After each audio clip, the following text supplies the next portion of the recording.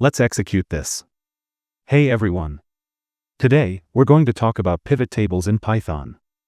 A pivot table works similarly to group by. It calculates aggregated values for grouped data. However, each has its own specific use cases and differences. Pivot tables are typically used in the following scenarios. 1. Comparing multiple categories or groups side by side, especially when groups are derived from two columns. 2. Summarizing data more effectively with multiple aggregation functions, for example calculating total sales and average profit in a single table. 3. Displaying data in a matrix format, one group in the first column and the other in the first row. 4. Providing better insights and interpretations of reports for managers. To perform this operation, we use the PD pivot table function.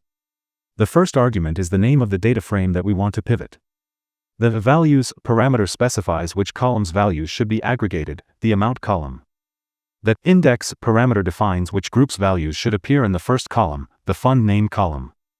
The columns parameter determines which group's values should appear in the first row, the transaction type column. The aggfunc parameter specifies which aggregation function should be applied to each value, the sum function. The fill_value parameter defines what value should replace nan values, here 0. We use reset_index to ensure that the result appears as a data frame.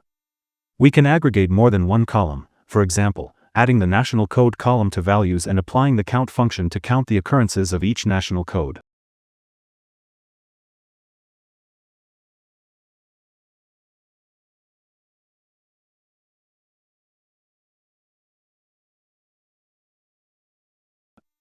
The group by code below calculates the exact same values for the same groups. By comparing the two, we can see that the result from pivot table is more compact, making it easier to analyze and interpret.